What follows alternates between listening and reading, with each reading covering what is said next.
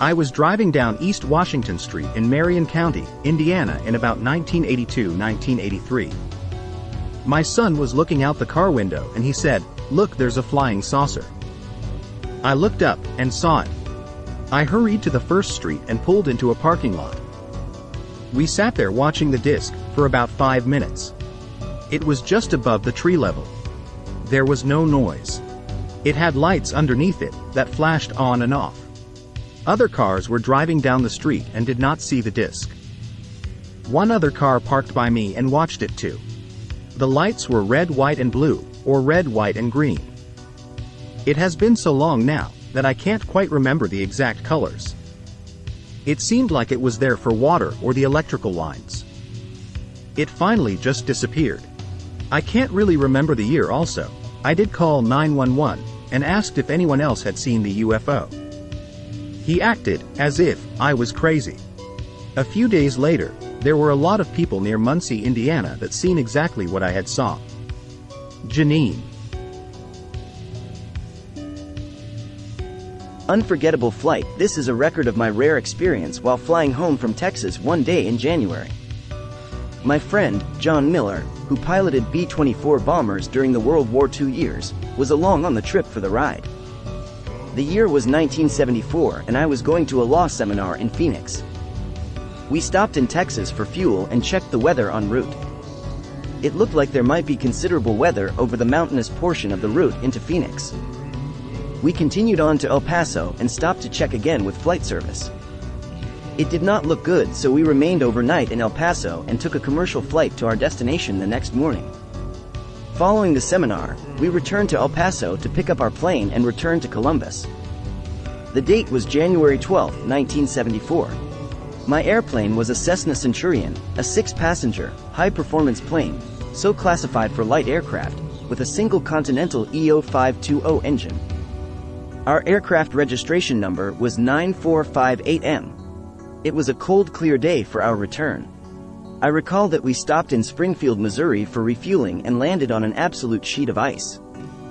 Fortunately, the wind was directly on our nose as we landed and we didn't have to deal with a crosswind landing, which could have been a real challenge. We soon departed for Columbus. The flight was smooth and unremarkable as we proceeded eastbound. It started to get dark in Illinois, and just after passing Indianapolis, Indiana, in the clear but dark sky on this moonless night, we noticed a bright light approaching some distance ahead. We believed it to be another plane at or near our same altitude. We were cruising at 9,000 feet and in contact with Indianapolis approach control. We were conscious of the fact that no other aircraft were contacting approach control on the radio frequency we were using, suggesting that at that particular time, we might be the only plane in their control area. Let me note that approach control in the major air traffic areas had radar at that time and could identify any airplane separately from any other.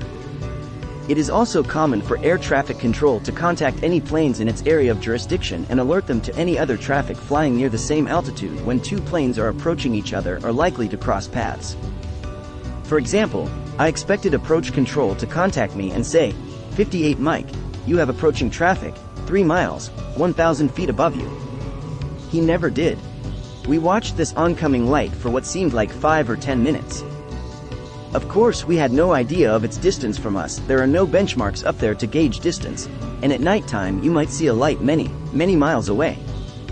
Soon I could tell it was getting much closer, and I turned on my landing lights in the nose of the aircraft, in addition to my wingtip navigation lights as a precaution.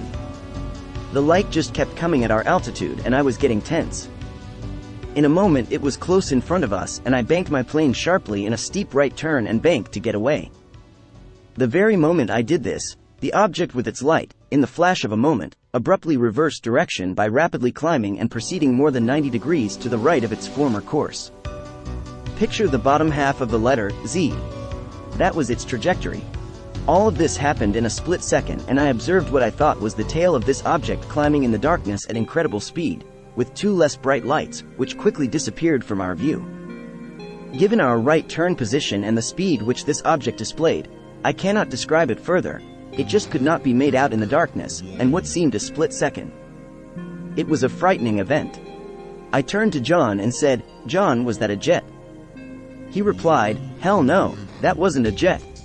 I immediately contacted approach control and asked if they showed traffic in our area, saying that we just had a close call. They answered that they were not showing any other traffic but would contact center control, which controls traffic at the higher altitudes.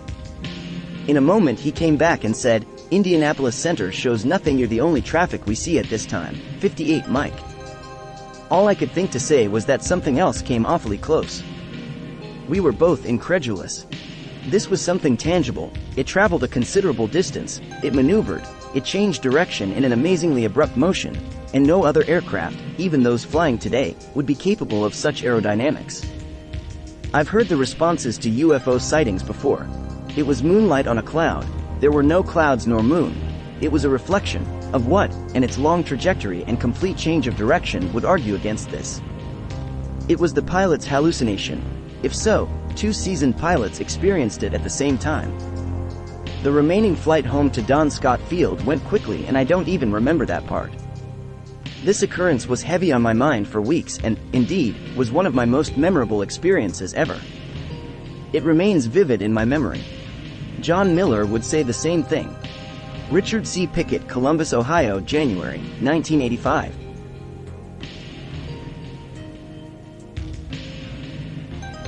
The 20th of July 1971, 9:30 p.m. Indianapolis, Indiana. 2 other couples and my girlfriend and I went to a Lover's Lane type spot north of Indianapolis, Indiana in the Fall Creek area called Geist Reservoir. A popular place back then named The Point, near County Line Dock off Fall Creek Road. The time was about 9 p.m. to 10 p.m. at night. It was a clear moonless night and we were not drinking or high but just there for a little romance. An aircraft-type light appeared moving slowly west across the other side of the reservoir. There were dog kennels across the water near this approaching red light. The 20-plus dogs began barking violently as this red light came near to the kennel. The object stopped directly over the kennel and a bright white light flashed from the bottom of the craft like a flashbulb, and instantly all the dogs stopped barking. That got us all up off the ground and the girls wanting to leave because of what we observed, this craft's light effect on the wildly barking dogs. This light seemed to totally stop all those excited dogs from barking completely, and the dogs never started barking again. It started to move slowly again in the same direction, and then a light of the same intensity came out of the front and stayed on as it moved west. Its right side dipped to its right and it began to turn towards us, and as it did, its top appeared to us as a yellow-orange domed surface with round pulsating multicolored lights around its edge on top. At this point, all the girls about peed their pants and they all ran to the car that was less than 100 yards away. As it completed its turn towards our location, that bright front light bathed me and this other guy that stayed to watch, and also the whole cliff we were standing on. But then it went out and the craft stayed stationary as if it was watching us. It began to move slowly again westward with an increased angle upward. Suddenly it shot off like a bullet, and the only way to describe it was faster than a nighttime tracer round out of a military weapon, and it was gone. We ran to the car and the girls were freaking out and said, "What took you guys so long?" We had to have the girls back at 12 midnight and we got them home near 2 a.m. Years later I learned of lost time, and thought about this incident a lot and came to the conclusion that we lost about an hour and 1/2, but this whole event only lasted at the most 15 minutes. I have always wanted this sighting to be investigated, and this is the first official report I have made because the times I have told it, everybody thought that I was making it up or just crazy.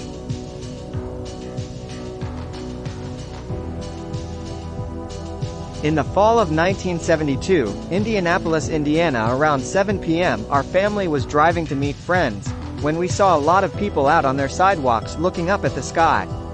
We pulled over and I got out and witnessed what looked like a huge bright glowing star, but it was not a star, it was too large. We continued on to our friend's house and there were people still out watching this object in the sky. Maybe an hour later we watched as 6 glowing objects came out of the large object, lined up 3 on each side. They all came out at the same time. Then they formed a V-shaped formation and dispersed to where I do not know. We watched the large object remain stationary for another couple of hours until the 6th object came back and lined up the same way as they came out and all go in the large object all at once and then disappear into a cloud that was not there earlier. We were all aghast and excited and called the then popular radio station wife. The lines were jammed with other callers, and we never got through. The next day the news reported the UFOs as a weather balloon.